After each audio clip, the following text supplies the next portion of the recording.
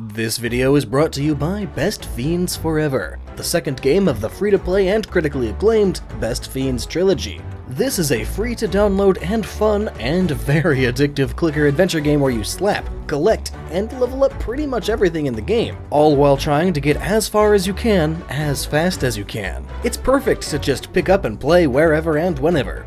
A perfect way to pass time, which to me is what the best mobile games are. Highly polished ways to spend a few minutes at a time. Travel the artistically beautiful world while slapping away at slugs and using the powers at your disposal. Slap items and the background to find secret alternate paths. And meet plenty of adorable characters along the way. So check out Best Fiends Forever. It's free and you can download it from the link below. Let me know if you managed to get further than I am right now. My level is in the 130s. I've slept so many slugs. And you can too. Link in the description. The world of Pokemon is a vast one. The lore is deep, its design is intense, and as such, there are possibly thousands of fan theories. Today, let's cover 10 fan theories revolving around Pokemon evolution, one of Pokemon's deepest and most controversial elements.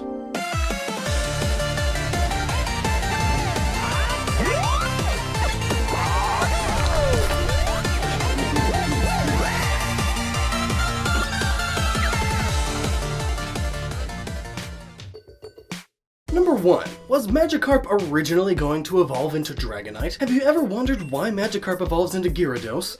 Well, it actually has to do with an ancient Chinese legend involving a lame carp being determined enough to climb a waterfall, and as such, its wish gets granted and it turns into a ferocious dragon. The thing is though, Gyarados is not dragon type, it's more of a flying, angry water serpent. But if you look at Dragonite, this is undoubtedly a dragon, and it even shares some visual similarities with Magikarp. And switching out Dragonite with Gyarados in its own evolution line also works with the whole blue serpent thing. So as the theory goes, these two Pokemon were switched at some point during development. Number 2. Genesect is Kabutops. According to Pokedex entries, Kabutops is a slim and fast swimmer. It slices its prey with its sharp sickles and drinks the bodily fluids. It is thought that this Pokemon came onto land because its prey adapted to life on land. Kabutops is a 100% kick-butt hunter, or rather slice-butt hunter. It evolved from Kabuto, which is thought to have inhabited beaches 300 million years ago. Now, looking at Genesect's Pokedex entries, over 300 million years ago, it was feared as the strongest of hunters. Team Plasma altered it and attached a cannon to its back. So they're both from 300 million years ago.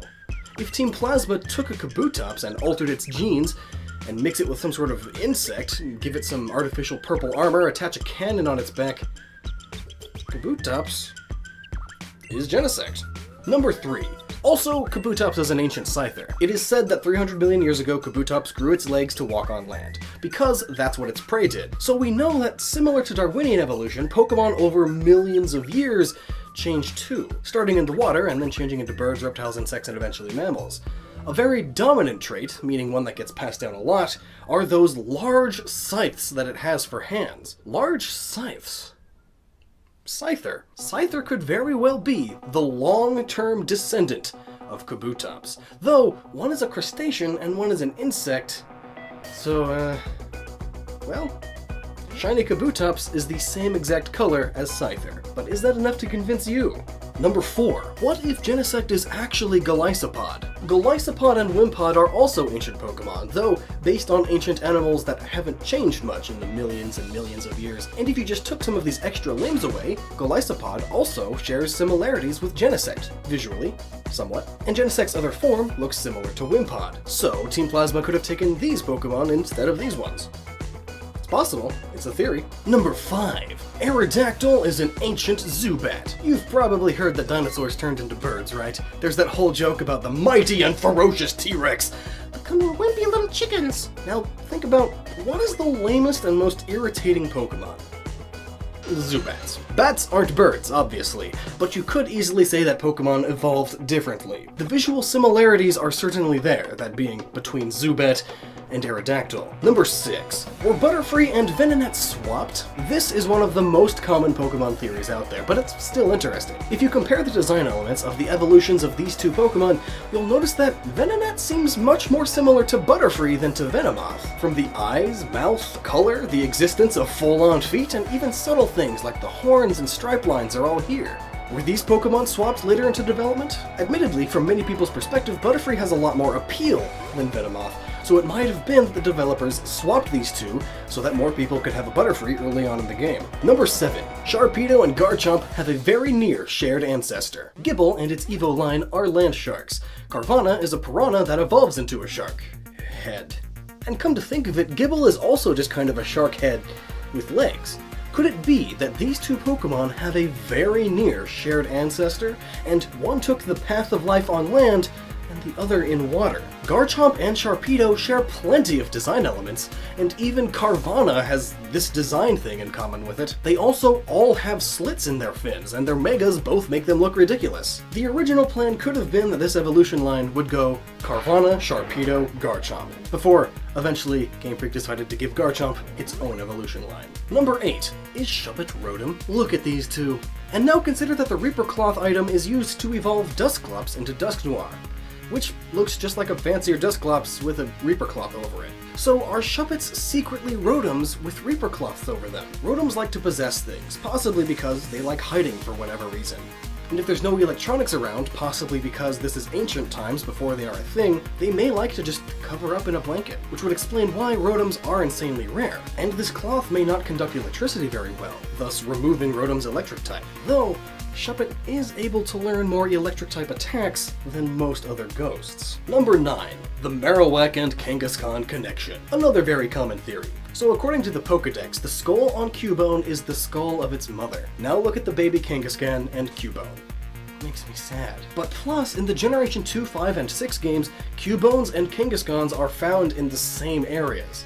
So as the theory goes, Kangaskhan possibly was originally the final evolution of Marowak and Cubone. It outgrew its mother's skull and then had a baby of its own. And number 10, the Kangaskhan-Charmander connection. The previous theory isn't the only theory around Kangaskhan, as the baby Kangaskhan in the pouch isn't even the right color as Cubone and Marowak. And plus, the skulls don't exactly line up. So another theory is that Cubone is an unlit Charmander. Fire would be an issue inside of an egg.